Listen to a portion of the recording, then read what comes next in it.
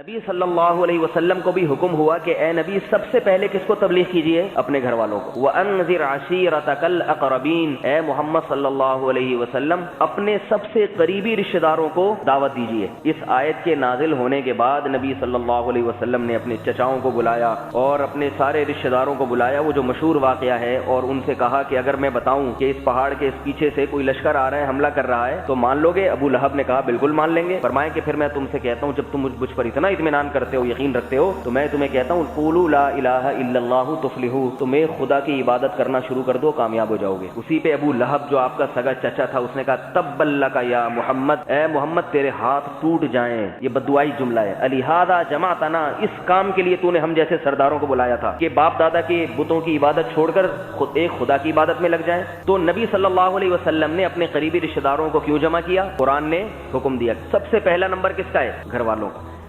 ابو لہب ایمان نہیں لایا. اس سے بھی پتا چلا کہ آپ کے ذمے ان کی اصلاح کی فکر ہے اور اصلاح کی کوشش ہے. ہدایت آپ کے ذمے بھی نہیں ہے اور آپ کے قبضے میں بھی نہیں ہے. آپ صرف ان کو دعوت دیں گے، ان کی اصلاح کی فکر کریں گے، ان کو سمجھائیں گے، کوشش کریں گے، ان کے لیے دعا کریں گے. باقی اس کے بعد بھی وہ سدھرتے ہیں یا نہیں سدھرتے، یہ آپ کے بس میں نہیں ہے اور یہ ہو بھی نہیں سکتا. اللہ تعالیٰ کیا کرتے ہیں؟ والدین کی نیکی کا اولاد کو صلہ دیتے ہیں، اور اس سے وہ والدین مراد ہیں جو اولاد کو نیک بنانے کی فکر بھی کرتے ہیں. ورنہ باپ خود نماز پڑھتا ہے، بچوں کو نماز پڑھوانے کی کوشش نہیں کرتا، تو اللہ کی نظر میں یہ خود نیک ہے ہی نہیں. کیونکہ نیک ہوتا تو ان کی بھی اصلاح کی فکر کرتا نا. اب اولاد کی اصلاح کی فکر کیسے کی ہے پیغمبروں نے، کتنی فکر کرتے تھے، اس کا بھی قرآن میں تذکرہ ملتا ہے. حضرت زکریا علیہ السلام کے اولاد نہیں تھی، تو جب بھی اللہ سے دعا مانگی تو اللہ سے کیا کہا؟ حبلی من لدنک ذریۃ طیبہ، اللہ اے اللہ مجھے نیک اولاد دے.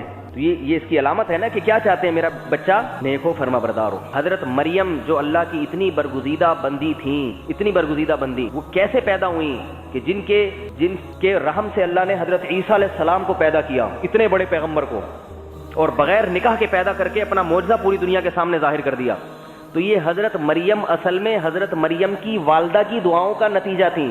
حضرت مریم کی جو والدہ تھی نا، حضرت عمران کی بیوی، ان کا جذبہ بڑا نیک تھا اولاد کے بارے میں، جس کی وجہ سے اللہ نے ان کو حضرت مریم جیسی اولاد دی. ان کا جذبہ کیا تھا کہ جب وہ حاملہ ہوئی ہیں تو ان کی یہ تمنا تھی کہ میرے بیٹا پیدا ہوگا، اسے بیت المقدس میں اللہ کے گھر کی خدمت کے لیے اور دین کی خدمت کے لیے وقف کر دوں گی، دنیا کا کوئی کام نہیں لوں گی میں اس سے، وہ صرف دین کی تبلیغ میں زندگی گزارے گا. اور منت مان لی، انی نذرت لک ما فی بطنی محررا، اے اللہ میں نے منت مان لی ہے کہ میرے جو بچہ پیدا ہوا، بچے کا لفظ کہا انہوں نے، ان کا خیال تھا بیٹا پیدا ہوگا، کہ بچہ پیدا ہوا محرر، وہ آزاد ہوگا، یعنی میری خدمت سے اور دنیا کے کاموں سے آزاد.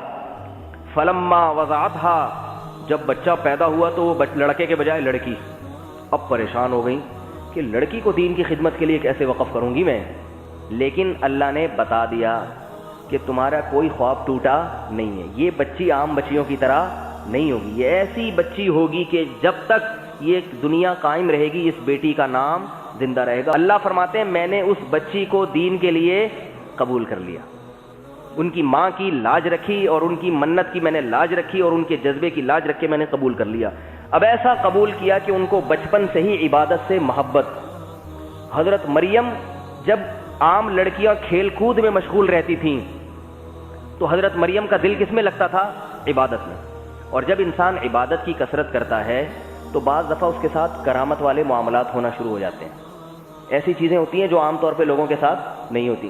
تو حضرت مریم کے ساتھ ایسی چیزیں ہونا شروع ہو گئیں. حضرت زکریا علیہ السلام جو آپ کے خالو تھے اور اپنی کسٹڈی میں ان کو رکھ کے پالا انہوں نے، تو وہ دیکھتے تھے کہ حضرت مریم کو بے موسم پھل مل رہے ہیں. تو حیران ہوتے تھے، یہ پھل کا موسم دسمبر میں کوئی آم کھا رہا ہو اور آم بھی تازہ ہو تو آپ حیران ہو جائیں گے کہ نہیں ہو جائیں گے؟ ابھی کہاں سے آیا بھائی؟ اس زمانے میں تو فریج بھی نہیں تھے، اسٹوریج کا کوئی انتظام نہیں تھا. تو بے موسم کے پھل، تو وہ پوچھتے تھے کہ اے مریم یہ تیرے پاس کہاں سے آیا؟ حضرت مریم کہتی تھی ان اللہ یرزق من یشاء بغیر حساب. بچی ہے مگر کیسے معاملات ہو رہے ہیں اس کے ساتھ. کہتی اللہ جس کو چاہتا ہے بغیر حساب کے رزق دیتا ہے. بات سے بات نکلتی ہے حضرت زکریا کو ایسا جوش آیا اس موقع پر، کیونکہ وہ بوڑھے ہو گئے تھے، بیوی بھی بانجھ تھی، خود بھی بوڑھے تھے، اولاد کا کوئی امکان ہی نہیں تھا. تو فوراً خیال آیا کہ اے اللہ تو میری زوجہ کی اس بھانجی کو جو میری کسٹڈی میں پلی ہے، میری تربیت میں، اس کو بغیر موسم کے پھل دے سکتا ہے تو مجھے بڑھاپے میں اولاد کیوں نہیں دے سکتا؟ جیسے ہی حضرت مریم نے کہا نا اللہ ہے جو کھلا رہا ہے، فوراً کہا ہنالک دعا زکریا ربا، اللہ فرماتے ہیں یہاں فوراً زکریا نے اپنے رب کو پکارا، ربی حبلی من لدنک ذریۃ طیبہ، اے اللہ تو مجھے بھی اپنے فضل سے نیک صالح اولاد دے دے۔ تو اللہ نے حضرت زکریا کی دعا قبول کر لی، ان کو بھی بیٹا دے دیا۔ تو حضرت مریم علیہ الصلوۃ والسلام یہ کس کی نیکی کا نتیجہ ہے؟